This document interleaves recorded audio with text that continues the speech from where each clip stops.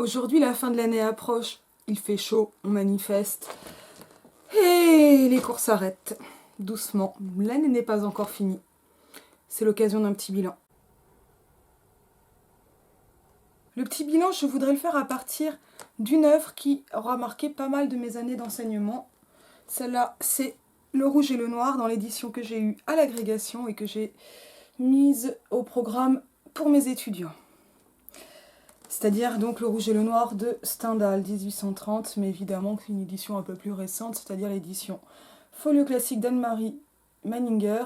C'est une édition qui n'a plus cours parce que Le Rouge et le Noir est passé au programme du bac et c'est une des raisons pour lesquelles je ne peux plus le garder au programme et parce que de toute façon je ne vais plus être à terre, c'est-à-dire attaché temporaire d'enseignement et de recherche, mais véritablement, on va dire, je sais pas, atterré, ça doit être la seconde étape.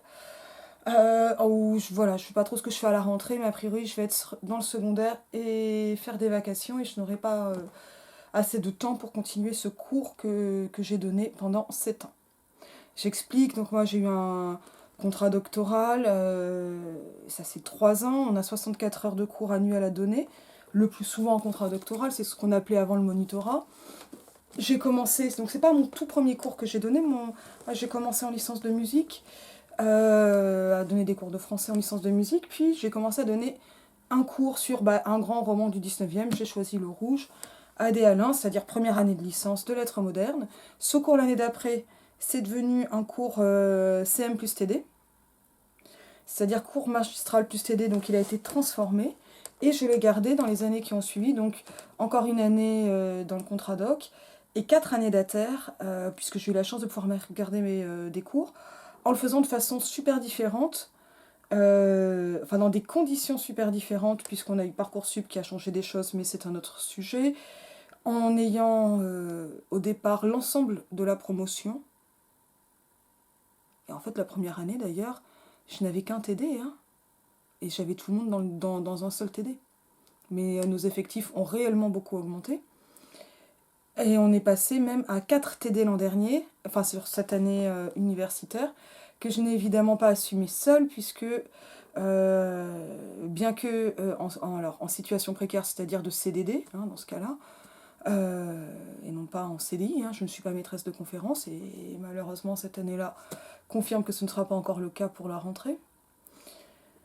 Et à avoir d'autres chargés de TD à terre ou vacataires. Donc en fait, à aussi encadrer d'autres personnes et en ayant moi toujours au moins la charge du CM et au moins un TD, 1, 2, 3 TD parfois. Est-ce que j'ai... Non, je sais pas eu 3 TD de lettres. Je ne sais plus si ça m'est arrivé de faire 3 fois le même cours. Ça m'est arrivé en IUT, ça de toute façon c'est sûr, et puis on n'a pas le temps d'avoir des cours différents par groupe, c'est comme ça. Puis c'est bien que tout le monde fasse la même chose aussi. Ça n'est pas absurde, et puis dans le détail des cours, dans les TD, les exposés, etc., de toute façon les cours sont très différents d'un cours à l'autre. Et même en répétant ce cours donc sur cette année, chaque année a été différente. Alors maintenant, je suis vieille et je radote, et je ne sais plus tellement dire... alors si, la première année, pour moi, elle est quand même très distincte, mais il y a des moments, je ne sais plus ce qui pour moi était l'année 2 ou l'année 4, quoi. Ça se mélange un peu, les noms des étudiants se mélangent, mais je crois que j'ai dû rencontrer quelque chose comme 700 personnes. Non, je sais pas, je dis ça un peu à l'arrache, mais si on compte les étudiants, les étudiantes, quand on enseigne dans plusieurs niveaux de cours, j'ai dû avoir au moins 5 ou 600 rencontres par an ces dernières années en thèse. Et je considère qu'un cours, enfin, voilà, qu'un moment une situation de cours est aussi une situation de rencontre. Évidemment, c'est une situation de rencontre en cours, hein, dans un cadre très particulier. Mais ça fait partie des choses que j'aime à l'université.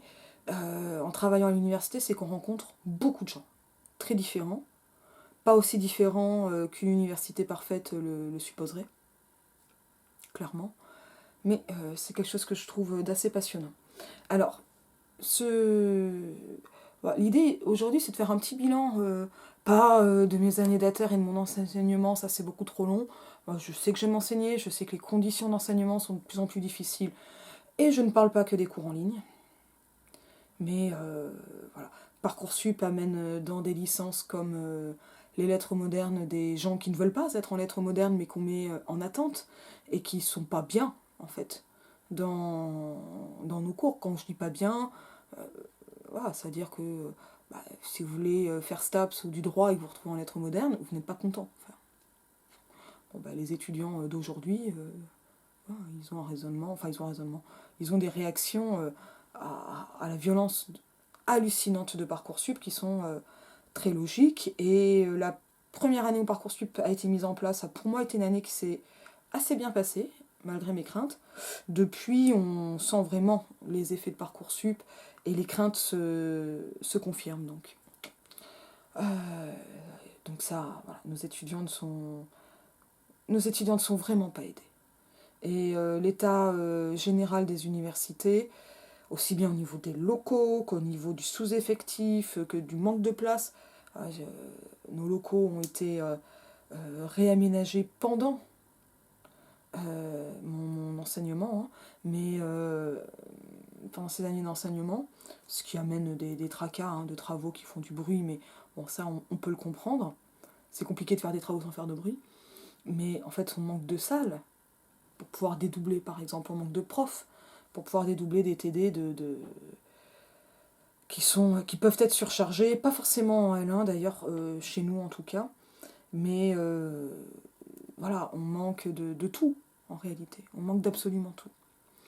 Ce qui rend voilà, ce qu'on appelle les campagnes MCF, donc les campagnes pour devenir maître ou maîtresse de conférences, particulièrement amères, parce que finalement ne pas décrocher de Graal quand le Graal fait la gueule, si je puis dire, c'est pas.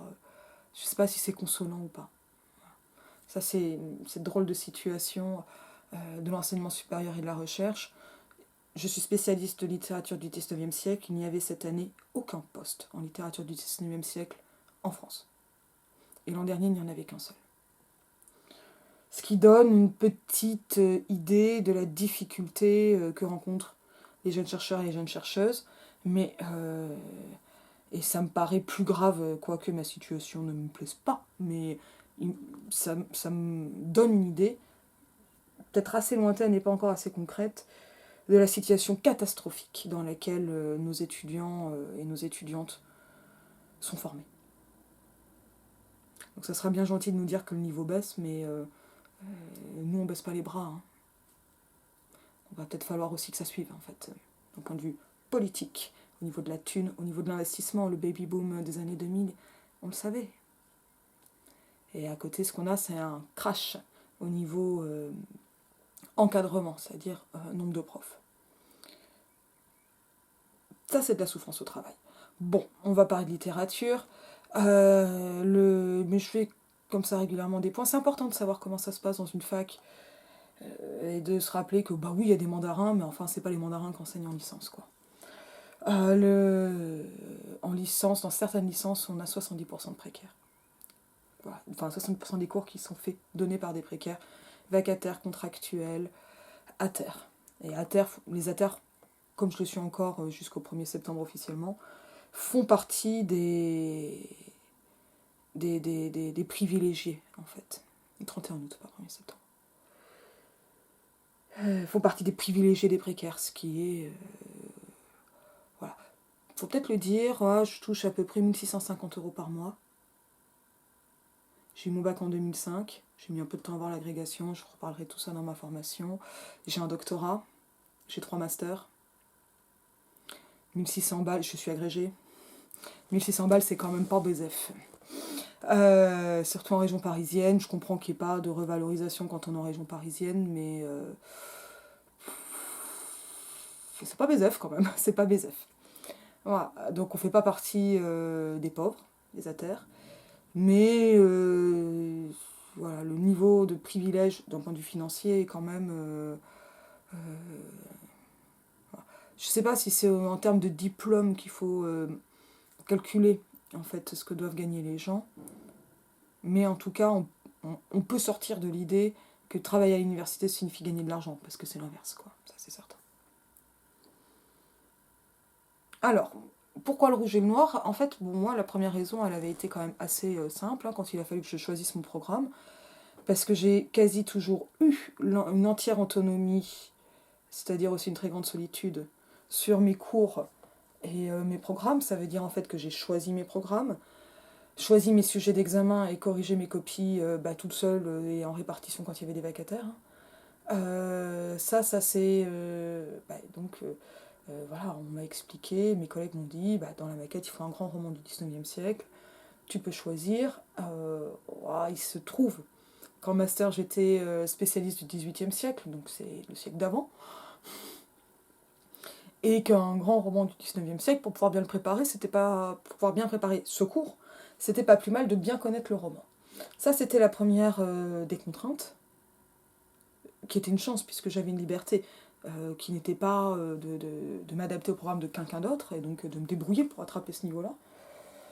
Et le Rouge et le Noir, je l'ai lu à l'agrégation l'année d'avant, donc c'est un roman que j'ai lu à peu près 26 fois l'année de mon agrégation. Et c'est un roman que je peux relire en 1 heure, parce qu'en fait, je tourne juste les pages. Alors qu'il est un peu épais. Et il fallait donc un gros roman, un grand roman.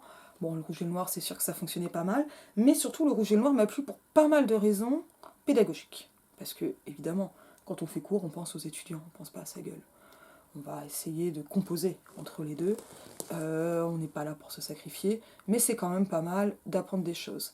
Et c'est-à-dire qu'en fait, j'ai commencé d'emblée, sur cette première année d'enseignement, et donc sur ce qui était mon deuxième cours, et j'avais aussi été autonome d'une autre façon pour mon tout premier cours, j'ai commencé à me demander ce qui serait utile pour des L1, donc pour des premières années de licence, d'apprendre.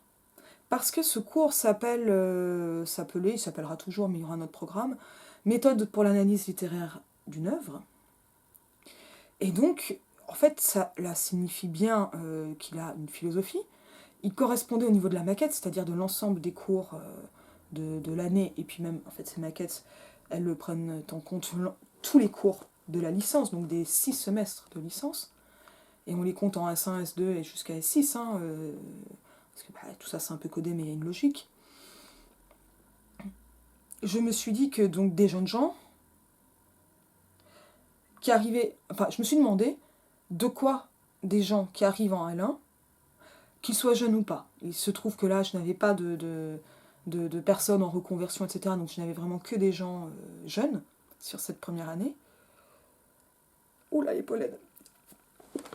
Et c'est l'éternuement. Et là, l'éternuement. De quoi peuvent avoir besoin des gens qui vont débuter les lettres, s'agissant d'un cours qui est l'UE, donc la matière, la plus littéraire. Non pas que les autres ne le sont pas, mais qui est celle qui va aborder de front l'œuvre littéraire. Et ça a toujours été le cas, même quand elle s'est retrouvée déplacée du S2, donc du deuxième semestre de la L1, au premier semestre. Et en fait, je vais surtout parler en fait du moment, de ce que j'ai mis en place au moment où ce cours a été celui qui a ouvert l'année. C'est un cours... Non, je ne sais pas si c'est intéressant en fait, sa réflexion pédagogique, puis pour moi ça a pris énormément de place à ce moment de ma vie. Et c'est un cours que j'ai vraiment, vraiment beaucoup travaillé.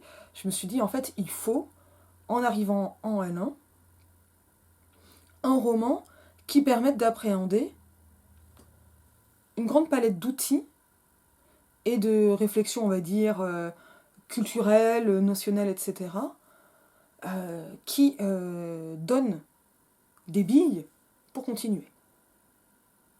Et donc j'ai mis en place, j'ai essayé de mettre en place, j'ai mis en place ce qui pour moi a été un cours de méthodologie des études littéraires, comme l'indiquait l'intitulé de l'UE1, qui mettait en place une méthodologie permettant, évidemment, en l'affinant, etc., mais qui met en place une méthode d'apprentissage valable jusqu'à l'agrégation, donc jusqu'au bac plus 5, plus concours. C'était le but. Et donc avec des exercices très divers, et notamment donc, des exercices inspirés de l'agrégation, que je connaissais donc bien pour l'avoir passé 4 fois, c'est-à-dire explication de texte, mais ça reste pour le CAPES, de toute façon c'est le sel et le cœur des études littéraires, mais aussi leçons. Il y avait des études littéraires au début, mais celles-là je les ai laissées tomber parce qu'elles sont un peu compliquées, donc c'est des très gros commentaires composés. La leçon, c'est le grand oral de l'agrégation. Les commentaires composés, on n'en avait pas, et évidemment, dissertation. Donc tout ça, donc grosse méthodo, et toute la partie méthodo, dissert, etc., évidemment, ça c'était pour les TD. Et en partant, et ça vraiment, je vais le conseiller aux collègues qui écoutent, hein, en commençant les cours, par l'explication de la méthodologie de la révision de la dissertation. Et pas seulement de comment on fait une dissertation, mais comment on révise une dissertation, en mettant en place, en leur donnant en fait aux étudiants un sommaire pour mettre en place ce que j'ai appelé le dossier personnel sur œuvre, avec des fiches sur les personnages, etc. Et en posant de temps en temps des questions. Je les ramasse jamais, ces dossiers-là, mais parce qu'en fait, on leur a jamais appris à des étudiants de licence. Et si on ne le fait pas, ben, personne ne le fera. Comment on révise une dissertation, donc comment on bachote en fait un roman. Comment on l'apprend, à quoi faire attention, comment ça se passe, etc. Et tout ce... Voilà. Et donc, je fais, voilà, j'ai organisé mon semestre, mes 12 séances, mes 12 CM, avec des explications de texte et des exercices dans les TD en regard des CM, et pour aussi que l'ensemble des grands textes et des textes un peu amusants, atypiques, etc., soient pris en compte et abordés au fur et à mesure du semestre. Ça, c'est vraiment pour la question donc, de la connaissance et de la compréhension de l'œuvre. Et du côté des CM, avec en fait des choses quand même souvent générales et ensuite appliquées au roman en particulier. Donc l'espace et le temps, le comique, des choses comme ça, et bien sûr le narrateur, ce dont je vais parler aujourd'hui. J'avoue que j'ai pas relu le CM, hein, moi, quand je fais cours, si maintenant je dois faire ce cours, les dernières fois que je l'ai fait, c'est un cours que j'imprime, parce que j'aime bien avoir une trace. En ligne, je l'imprime pas, je le mets à l'écran, et je le relis dans le RER, ou même plus, parce que je le connais par cœur. Ce sont des outils extrêmement pratiques. Bon là je ne l'ai pas relu, mais c'est d'autres choses en fait dont je veux parler à partir du roman. Mais ça, ce sont quand même des éléments qui permettent un peu de piger comment, en fait, dans la préparation du cours, quand on a cette autonomie que j'ai eu la chance d'avoir, comment penser le cours en termes d'objectifs pédagogiques. Voilà. Et les objectifs, ils sont la connaissance de l'œuvre, évidemment, puisqu'on travaille en dissertation sur œuvre, c'est-à-dire qu'en L1, je l'ai fait travailler sans le livre, pour les dissertations sur table, 4 heures. Sans bouquin, donc on apprend les citations, donc c'est-à-dire qu'il faut préparer ses citations. Elle est dure, hein. Quels sont donc objectifs, donc connaissance de l'œuvre, mais apprentissage de cette méthodologie, apprentissage de la dissertation, et globalement apprentissage en fait d'une acquisition progressive de ce qu'on peut appeler une forme de regard littéraire, de comment éveiller une analyse littéraire et de ce qu'on appelle le plaisir esthétique. Ça veut dire que mon premier cours, en général, je les félicite pour le bac. Ça, c'est... Oui, c'est bien, moi j'ai aimé avoir le bac, j'étais hyper fière, en fait. Et tout le monde l'oublie, dès septembre. Bon, c'est quand même une étape. Et ensuite, je leur explique. Je ne l'ai pas fait en ligne, parce que c'est plus compliqué en ligne, on sait moins qui on a. Mais dans ce cours, et dans les autres, et qu'en arrivant à la fac, on est là pour apprendre à lire. C'est un peu vexant, à la fin du semestre. À chaque fois, je reviens sur cette question et je vois qu'il et elle ont compris ce que ça voulait dire apprendre à lire. Le narrateur dans le rouge et le noir, c'est une des questions les plus difficiles, parce que c'est une narration qui est fuyante. Et en même temps, je dirais pas perfide, parce qu'elle est étrangement accueillante, et en même temps, elle implique d'avoir un regard de happy few. Et les happy few, c'est une notion qui est un peu compliquée, c'est-à-dire de correspondre à ce qu'Umberto Eco appelle le lecteur modèle. Et c'est pour ça, en fait, pour ces questions de narration, et pour aborder en fait donc les différentes dimensions de la narration, mais aussi de ce plaisir esthétique, il faut vraiment rappeler aux étudiants, et ça c'est une chose que je fais de plus en plus, et encore plus avec le confinement. Premier objectif, être en santé. Deuxième objectif, s'éclater. S'éclater dans ses études littéraires. Si on est en études littéraires pour gagner de l'argent, c'est raté. Comme ça, on le sait. Mais alors, si on est en études littéraires et qu'en plus, on perd le plaisir de lire, ça marche pas. Ça veut pas dire que le plaisir doit devenir une contrainte. De toute façon, contrainte et plaisir, je ne trouve pas que ça aille bien ensemble.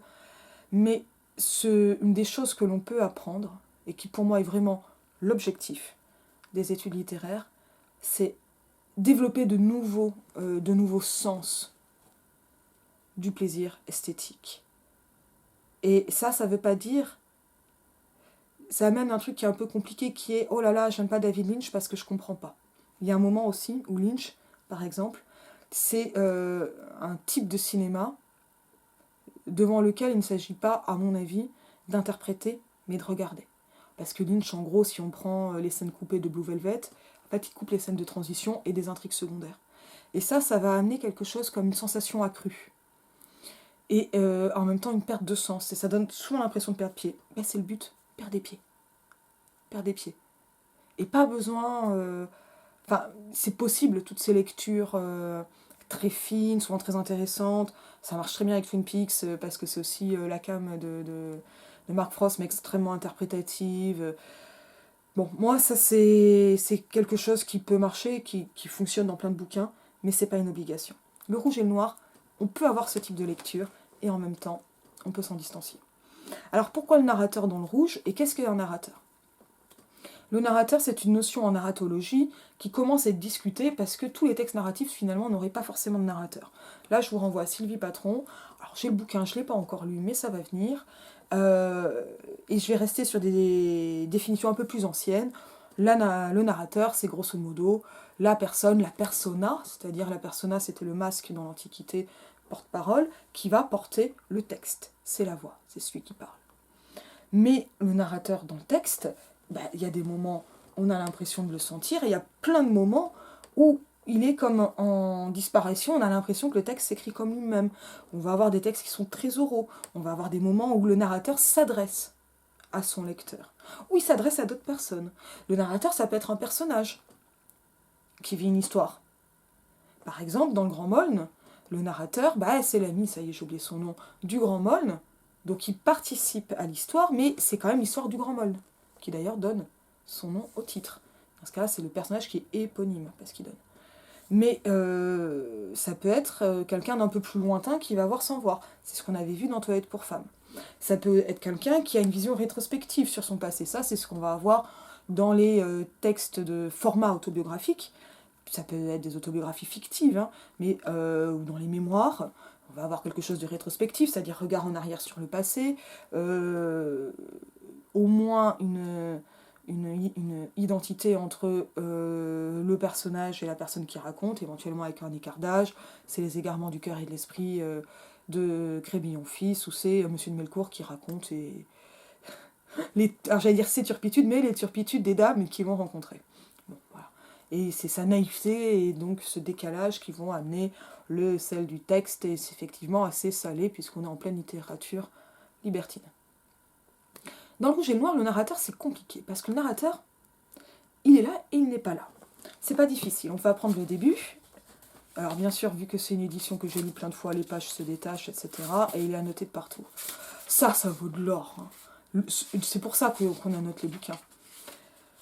Alors, déjà, il y a plusieurs questions. Ça peut être le narrateur ou ça peut être la narration. Allez, on va dire la narration parce que c'est plus intéressant, parce qu'on va parler du narrateur et en même temps de la narration. Parce que le narrateur, il va se manifester, c'est-à-dire se rendre visible, par pas mal d'éléments. Le début du texte, le rouge et le noir, chronique de 1830, etc., et là j'ai sauté pas mal d'étapes, on va y revenir, c'est un truc un peu touristique, et on se souvient peut-être que Stendhal a écrit des mémoires d'un touriste, c'est l'époque où le tourisme commence à vraiment s'inventer. Le tourisme, ça vient du grand tour que faisaient les Britanniques, dès le grand siècle, hein, donc dès le XVIIe siècle, ensuite toute l'Europe au XVIIIe, avec surtout un voyage en Italie, ça nous rappelle aussi Goethe, voyage avec des initiations artistiques, linguistiques et souvent sexuelles avec les prostituées, parce que c'est pas forcément si chic que ça, la jeunesse en voyage, souvent accompagné de ce qu'on a appelé un mentor, ça c'est par rapport à Télémaque et au personnage de mentor. Ça c'est des schémas qui sont assez... présent dans ce qu'on appelle la littérature de formation. Ici, Stendhal met en scène un personnage qui va s'appeler Julien Sorel, qui ne nous est pas présenté immédiatement, qui va pas mal voyager, avoir des mentors, mais pas de vrais mentors. Et donc, hop, déjà ça coince. Ça commence avec un début un peu touristique qui nous présente la petite ville de Verrières.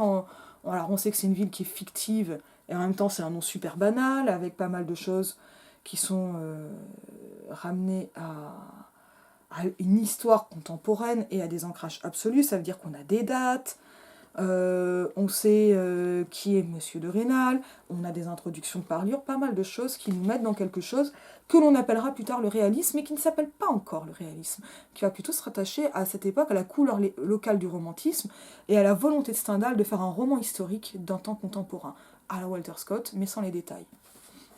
Là, je fais référence à un des avantages de cette édition, c'est-à-dire à la présence du projet d'article de Stendhal sur le rouge et le noir. C'est un texte super intéressant. Et on va avoir pas mal de commentaires, on sent une forme de voix, où nous sont racontés des petits embêtements entre Monsieur de Rênal et le père Sorel, qui nous mettent en place une situation, et tout cela avant même que le personnage arrive. Alors, je cherche une citation. Voilà, et les personnages sont très vite caractérisés. Voilà, page 51 de mon édition.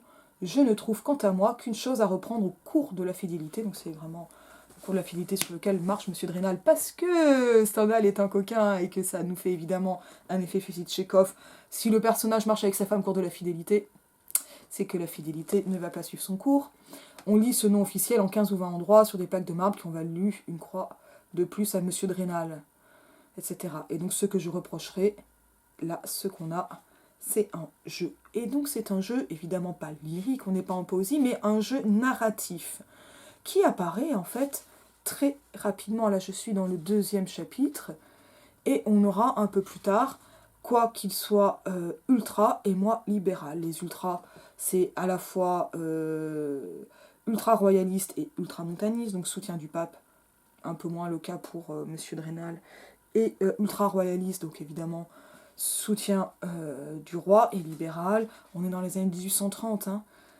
Donc on est dans l'opposition libérale bourgeoise qui va amener la monarchie de Juillet qui surgit, qui survient au moment de la rédaction. On a déjà des retours en arrière, il faut savoir que le curé de Verrières, etc., on en a eu avant, etc. Donc on a en fait comme ça des mentions d'un petit jeu, d'un jeu qui parle et qui nous présente les personnages. Voilà. Et qui va être en même temps capable d'entrer à l'intérieur des personnages, puisqu'il nous rapporte les discours intérieurs de ces personnages. Donc on est dans ce qu'on peut appeler une forme de narration omnisciente, mais en même temps c'est une narration qui est incarnée. Et là on a des ambivalences. Et ce jeu, il va apparaître et réapparaître de différentes façons au cours du roman. Alors je reviens un peu en arrière, page titre et tout ça, pour continuer à parler de cette narration, parce qu'en fait la narration, c'est la voix qui porte le texte, mais elle va aussi se mettre en place par ce qu'on appelle les péritextes. Le paratexte, c'est ce qu'il y a autour du texte, les interviews, la promotion, des trucs comme ça. Péritexte, c'est le contexte, même co-texte immédiat. Le rouge et le noir, c'est la page titre. Enfin, la vraie page titre, c'est celle-ci. Et là, on va avoir ce qu'on appelle une épigraphe qui est mise en exergue, la vérité, la pré-vérité dans tout. Et après, on va avoir ce titre qu'on appelle thématique, sauf qu'il est mystérieux, le rouge et le noir. Un sous-titre, cette fois rématique, qui donne des indications sur le genre du texte. Chronique du XIXe siècle par Monsieur de Stendhal, livre premier. Et ensuite, un avertissement de l'éditeur. Alors, on va déjà commenter un peu ça. La vérité, la vérité. Il ne faut pas dire que Le Rouge et le Noir, c'est un roman réaliste. C'est compliqué. C'est celui qui sera considéré après comme un roman réaliste. Mais Stendhal, il fait encore autre chose, parce que ça n'existe pas encore. Il est en train de l'inventer. Avec d'autres, mais il est en train de l'inventer. La vérité et la pré-vérité, on va se dire, bon, je vais évidemment spoiler. La vérité, après on va avoir chronique. Si en plus on se rappelle que Stendhal est journaliste, mais on n'a même pas besoin de ça, et qu'il va s'agir de faits divers, ça nous parle de la vraie société. Et ça va avec cette dimension de roman historique du présent.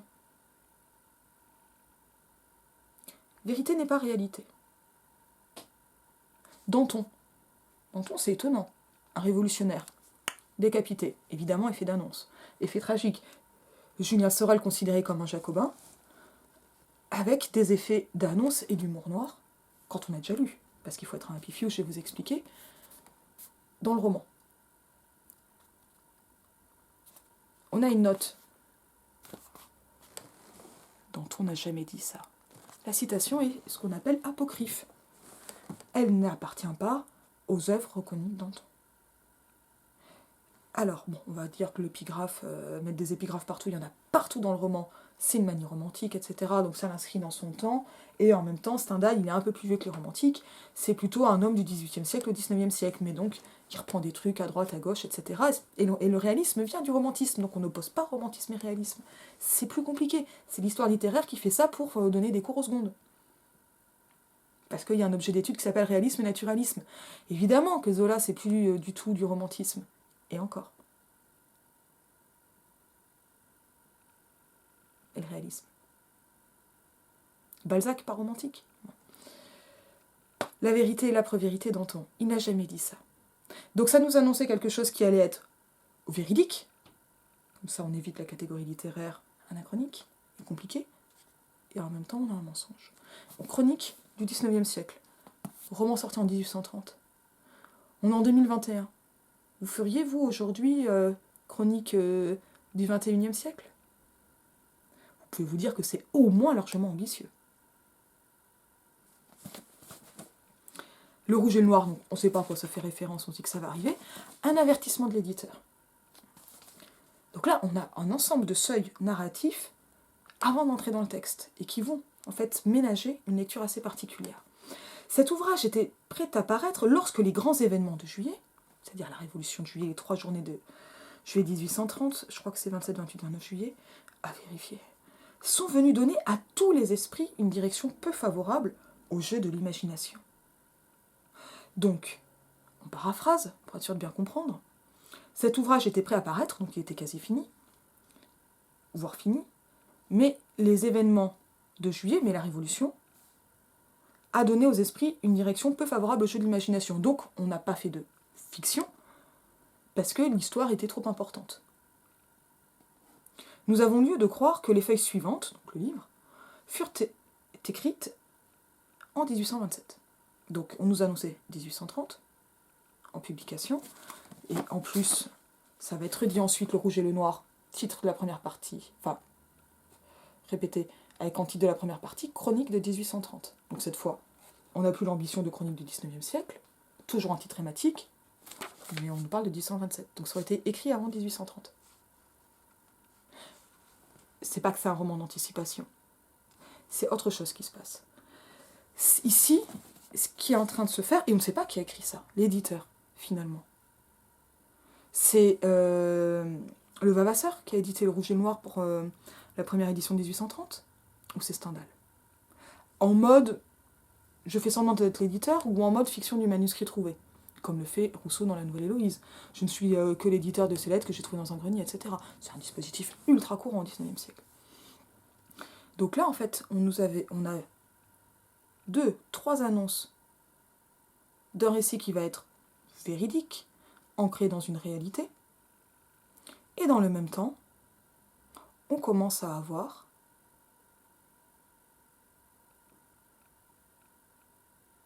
l'affirmation d'une fiction. On peut le prendre au sérieux, ce narrateur ?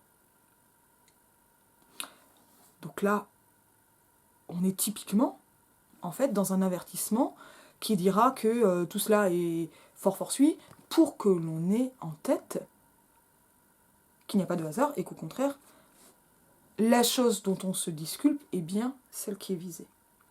Et ça, on est à une époque où la censure existe encore, de façon importante. Elle se fait avec d'autres biais aujourd'hui, hein, mais la censure étatique existe encore. Et donc, ça ressemble plus à une parodie de ces textes qui mettent à distance et qui en fait vont d'autant plus désigner une révolution. Mais cette révolution, elle n'apparaîtra pas dans le livre. Alors il se trouve que Stendhal a assisté à la révolution de juillet depuis le balcon d'un ami, et la révolution au balcon, que fait-on à Pâques ?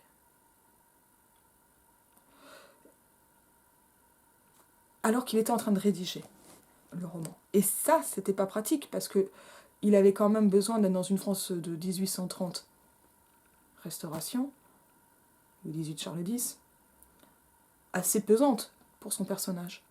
Donc ça va amener une temporalité qui se casse la gueule en fin de roman, et où il n'y a plus d'ancrage absolu, et où en fait la révolution elle se dit pas parce qu'il n'a pas repris son roman.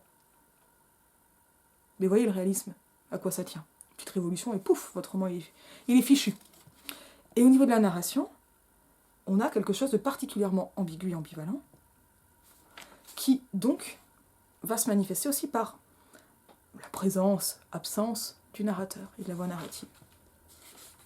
Parce que si on le prend de façon assez facile, on a comme ça quelques jeux, donc quelquefois le pronom personnel jeu de ce narrateur qui prend la parole, énormément de jeux de ce qu'on appelle des focalisations, c'est-à-dire là c'est vraiment du jeunette. Alors normalement vous avez vu ça en 3e si vous êtes à peu près de ma génération, c'est-à-dire qu'on a la focalisation interne qui rentre dans la tête du personnage, la focalisation externe où le personnage est comme étanche, on en a peu, mais on en a dans des moments très importants du rouge, on y reviendra peut-être, et des focalisations omniscientes, et ça c'est là où on va avoir ce qu'on appelle des anachronies, des ruptures temporelles, on part en arrière, analepse, flashback au cinéma. Flashback ça donne souvent l'illusion que c'est dans les yeux, hein, mais là c'est de façon plus large, quand on revient en arrière pour expliquer l'origine de quelque chose. Des prolepses, on va un peu en avant pour dire ce que cela va donner, alors que les narrateurs, les personnages ne le savent pas forcément. Voilà. Et ça fait quelque chose d'assez étonnant. Alors ce narrateur dans le rouge et noir, on en a pas mal de caractéristiques en fait. C'est clair que c'est un... Bon, c'est quelqu'un qui sait tout, et ça c'est pas très réaliste, et comme on le dit dans un sens familier. C'est un homme, a priori assez proche de Stendhal. Voilà. Mais ça, c'est jamais dit. Je rappelle que Stendhal est un pseudonyme. C'est quelqu'un qui va être parisien, et se désigner comme parisien, et accentuer le clivage entre Paris et la province. C'est un clivage qui est assez structurant dans le roman et dans la France jacobine, hein, j'ai envie de dire, la France de la centralisation, même avant encore en fait. Et encore aujourd'hui, mais qui va se présenter comme une forme de guide, si on force le, ce qu'on pourrait dire de voyage, pour le lecteur, pour lui faire découvrir et Verrières et ses personnages, et donc en quelque sorte tenir la main du lecteur dans sa découverte de Verrières. Et c'est là qu'on va avoir pas mal de moments où on va avoir des formes d'ironie, comme ces remarques, ces commentaires sur le cours de la fidélité que j'ai relevé dans le chapitre de Un maire. Et à chaque fois, on va aussi avoir dans le rouge et le noir des titres, donc 2 parties, des titres de chapitres, mais aussi ce qu'on appelle des titres courants. Ce sont ceux qui sont en haut des pages. Et eux, en fait, c'est compliqué pour les éditer parce qu'on ne sait pas exactement où ils s'arrêtent. Mais ceux-là peuvent être encore différents. Et eux aussi, ils s'arrêtent au bout d'un moment. Enfin, pas mal de choses s'arrêtent au fur et à mesure du livre. C'est assez étonnant. Ça, c'est en général ramené à la précipitation de Stendhal qui en avait marre. Alors, qu'est-ce qui va se passer ? Marie Parmentier, qui est une bonne stendhalienne, distingue 3 types de narrateurs chez Stendhal, et je trouve que c'est quelque chose qui marche bien en dehors. Elle parle d'un narrateur caché, d'un narrateur... Oh, j'ai oublié le deuxième. Caché, manifeste et perceptible. Et en fait, quand le narrateur prend vraiment la parole en disant « je ne trouve quant à moi », etc. Voilà, ah ben c'était juste la page 50.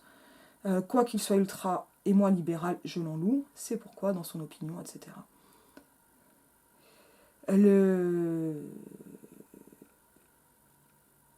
Voilà. Et c'était juste là, ce que je cherchais. Alors ça, c'est un des passages que j'ai pas surligné, alors que c'est une de mes citations préférées. C'est très pratique en dissertation, ça.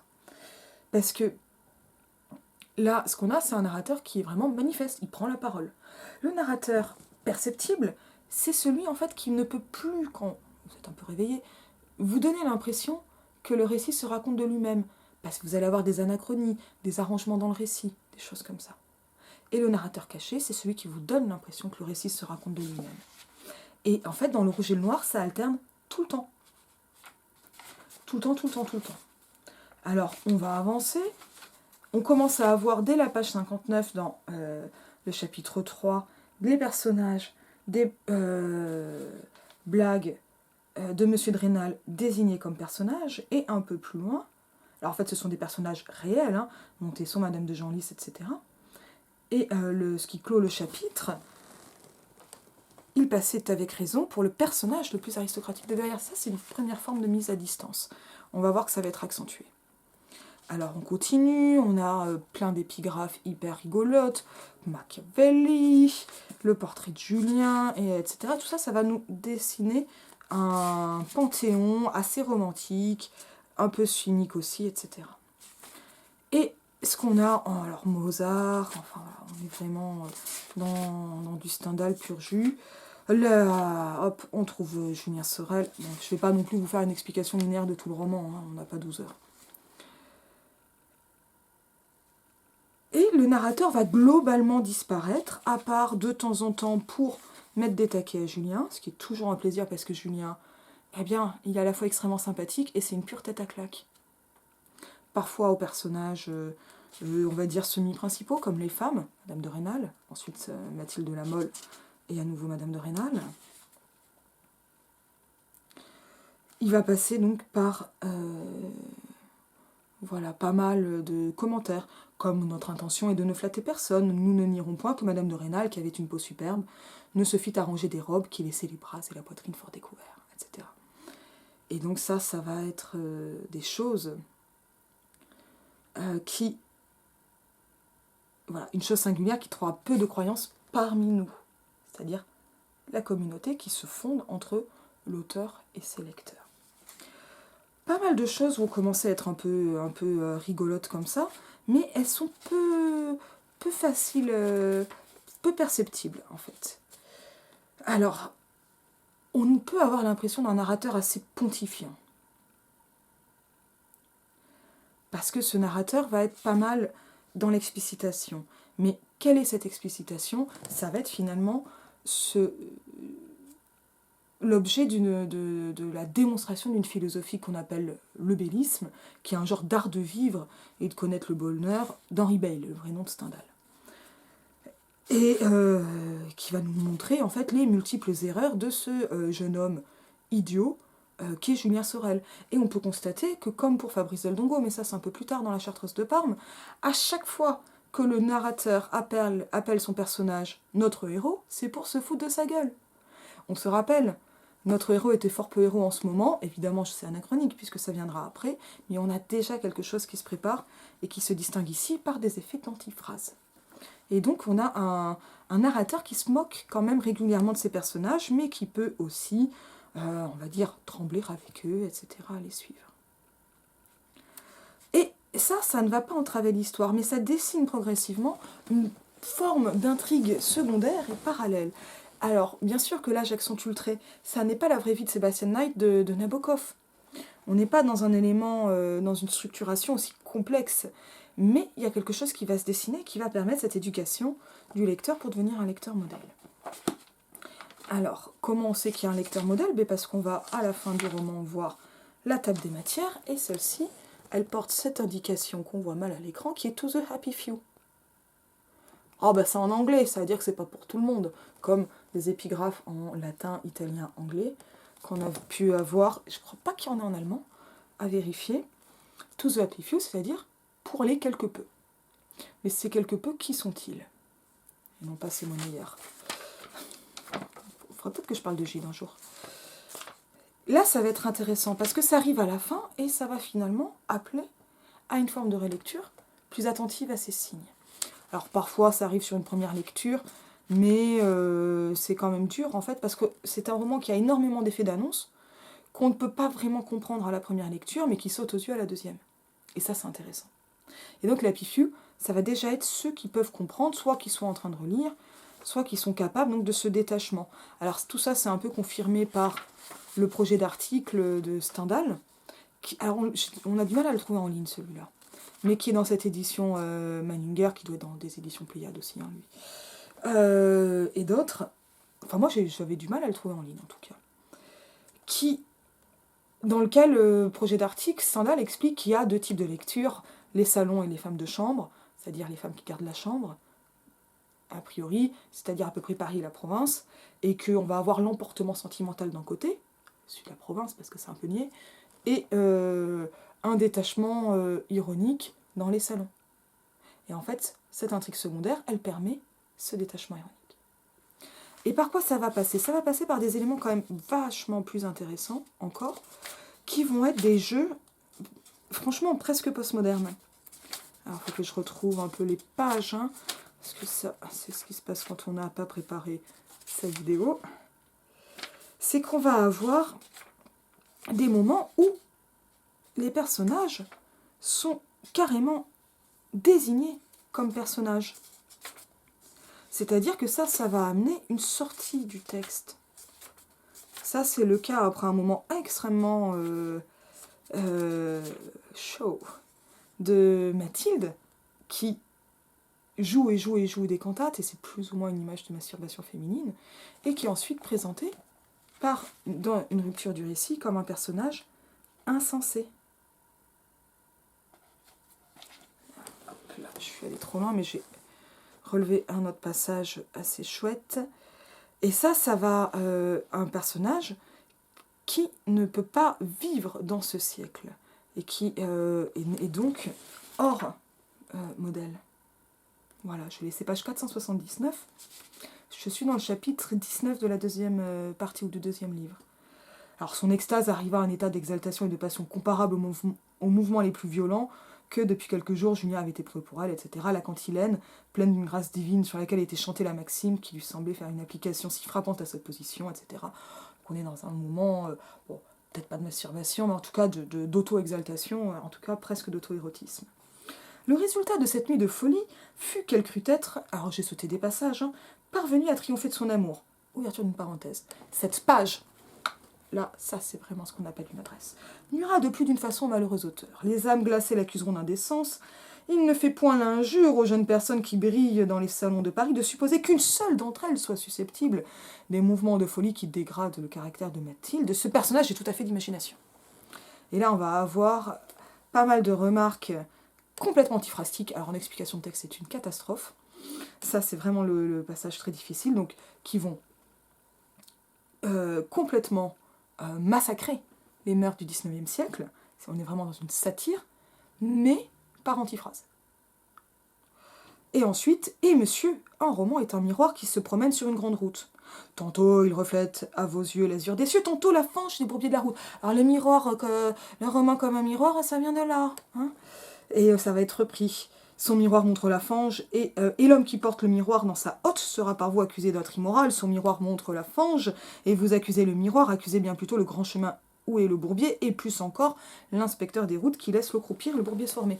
Et ça c'est super intéressant parce que c'est une métaphore, roman, miroir. Alors là, pour être sûr de bien la comprendre quand on est en explication de texte, on fait un tableau, on met roman d'un côté, miroir de l'autre. Donc si le roman c'est un miroir, le miroir est dans une hotte, donc qui va porter la hotte? Eh ben c'est un colporteur. Au 19e, c'est pas le Père Noël, mais ça, ils me disent tous les ans, c'est trop mignon. Et donc on va questionner la littérature de colportage. Et donc on a une espèce de vision, pas exactement de l'auteur, mais possible du roman, transportant des vérités, des réalités sales, etc. Et donc l'inspecteur, ce serait le roi, le gouvernement, etc. Hop, comme ça, on peut tout avoir. Et le bourbier, ce sont ces moments qui sont racontés et ces personnages. Et donc on a comme ça ces mouvements de balancement qui correspondent donc à ce que reflète le miroir. La littérature de colportage, c'est une littérature populaire, parce qu'elle est colportée, comme on colporte les ragots, transportée, donc à dos d'homme. C'est la littérature de la bibliothèque bleue, beaucoup d'almanachs. C'est là où on va avoir aussi de la littérature érotique, en fait pas mal de livres interdits. Et c'est pour ça qu'on passe sous cette idée du colportage, parce que c'est beaucoup plus difficile de contrôler des gens qui vont livrer des livres et les vendre comme ça, que de contrôler les libraires éditeurs. Mais puisque... Donc là, on a roman égale miroir. Ce qui nous amène à réalisme. En gros, en n'oubliant pas que c'est anachronique. Mais, puisque on nous raconte l'histoire de Mathilde en nous disant que cette histoire n'est pas possible, peut-on complètement croire cette métaphore? Ben non. Elle est contradictoire. Est-ce une palinodie? Pas exactement. C'est les deux en même temps. C'est que c'est et un miroir et pas un miroir. Et si on veut, la bourbe et la fange et aussi l'azur. Les doigts dans la douleur et les yeux au ciel, peut-on dire. Et juste après, il reprend maintenant qu'il est bien convenu que le caractère de Mathilde est impossible dans notre siècle, non moins prudent que vertueux, je crains moins d'irriter en continuant le récit de cette aimable fille. Donc, elle n'existe pas, mais le roman est un miroir. Donc, bien sûr que oui, le roman est présenté comme un miroir par des effets d'antiphrase, mais en même temps, la façon dont la métaphore elle-même est présentée ménage une distance au milieu de ces antiphrases et une ambivalence. Et on retourne à l'histoire. Et ce qui m'intéresse, moi, c'est ce décrochage. Et ce roman miroir, ça va être repris même en épigraphe. Donc, en petite citation qu'on met au début d'un roman. Comme d'autres. Et ça va continuer à légitimer la satire, qui est Le Rouge et le Noir, qui est un roman très, on dira, partisan dans la langue du XIXe siècle, mais c'est un roman à charge. Et en même temps, c'est un roman qui ne va pas nier son romanesque. C'est les deux. Et ça, ces moments-là, on en a d'autres. Alors, on a quelque chose de très étonnant qui va être des espèces d'échos, de note en note. Alors, je ne sais plus où est la première, où il est dit « c'est un méchant qui parle ». Et c'est pour parler de Julien. Celle-là, je l'ai oubliée. Et ça, c'est une allusion à Tartuffe. Donc, on a une allusion à Molière qui montre aussi Molière qui montrait sa distance actoriale d'avec son personnage pour se protéger. Et Stendhal fait de même, mais il fait aussi allusion à Molière. Et on va avoir, page 637, chapitre 42, c'est un Jacobin qui parle, qui va ramener Julien à ses idées, à ses convictions politiques. Comme si ces convictions n'étaient pas celles de Stendhal. Ce ne sont pas celles de Stendhal, il est plus libéral, Stendhal. Mais donc, hop, même mise à distance, mais dans un jeu d'écho, qui est lui-même un autre jeu d'écho, et qui sort du livre, et qui va construire cette espèce d'intrigue secondaire faite de nombreux détails. Et qui va passer notamment donc, par cette espèce d'accélération ultra vénère à la fin du roman, qui fait qu'en fait, grosso modo, la révolution de juillet, elle a été dépassée de presque un an, quoi. Je crois que c'était ça les calculs, je les ai plus en tête. Et donc,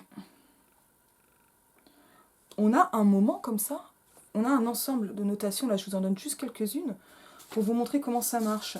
Alors on en a une autre qui est très drôle, qui est une épigraphe, alors je ne sais plus de quel chapitre, d'une lettre envoyée à l'auteur.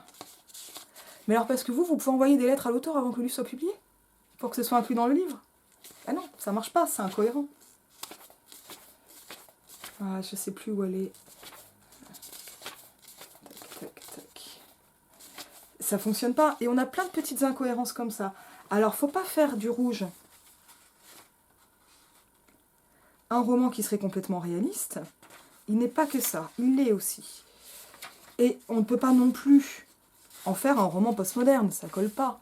C'est aussi un roman profondément romanesque, ancré dans son siècle, qui n'est donc pas celui du postmodernisme, et je reparlerai du postmodernisme probablement avec Etty Ecker.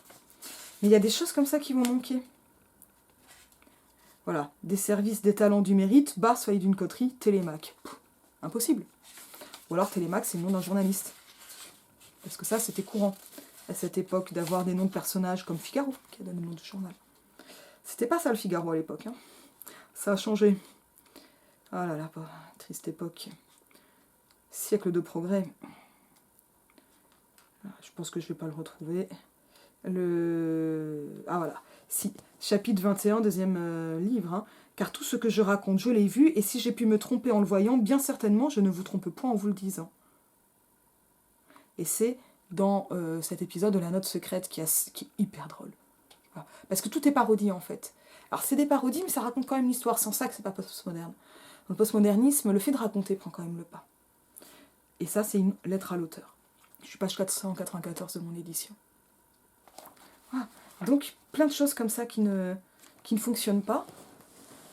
Et en fait, ce qu'on peut dire en gros, c'est que le narrateur, il va passer de ce statut de guide à un narrateur donc manifeste, à un narrateur plus perceptible, et il va aller vers une narration qui se prépare déjà en amont, par des effets d'annonce, etc., mais de plus en plus retorse, et qui va, comme ça, démultiplier les instances d'énonciation. C'était annoncé par les effets de titres, d'épigraphes douteuses, etc., apocryphes, mais ça se confirme de façon de plus en plus visible, jusqu'à disparaître, et ainsi de dédier le livre aux Happy Few, c'est-à-dire à ceux qui auront compris. Alors ces Happy Few, finalement, quels sont-ils? Est-ce que ce sont ceux qui vont jouer cette espèce de jeu du cryptage romanesque? On sait que Stendhal adorait le cryptage. On a même une note qui est uniquement autobiographique de son journal. Personne ne peut la comprendre à part lui. Et j'ai envie de dire, même pas Stendhal. Ici, c'est Henri Bayle. Voilà, elle est expliquée par Anne-Marie Menninger, notamment. Donc, comme ça, on a toutes ces instances. On a à un moment un dialogue entre l'auteur et l'éditeur. Mais qui parle dans ce cas-là? Évidemment que ce n'est pas le véritable éditeur du livre. Mais ces démultiplications des instances narratoriales, elles vont amener cette espèce d'ambivalence, une esthétique du cryptage, qui va faire plaisir aux personnages qui aiment décrypter. Mais je crois pas, et là, ça c'était vraiment la conclusion de ma prof d'agrég aussi, et je la rejoins complètement là-dedans, qu'il faut prendre ce livre comme un livre qui se moquerait complètement du premier degré et des émois de Julien Sorel ou de Madame de Rênal. Non. Ce qu'il fait, c'est exactement ce que dit Stendhal dans son projet d'article, c'est le plaisir de l'intrigue et le plaisir du texte. On est heureux de suivre, alors ça marche pas pour tout le monde, m'engueulez pas madame la dictatrice, mais c'est le plaisir de l'intrigue qui se déroule, plaisir du premier degré, plaisir des femmes de chambre et des formats populaires, et en même temps, le plaisir de cette mise à distance. Et en même temps, tout le monde peut être un Happy Few, parce que ces présences, absences du narrateur tiennent la main des lecteurs pour leur apprendre à être eux aussi des Happy Few. Je vous dis à bientôt.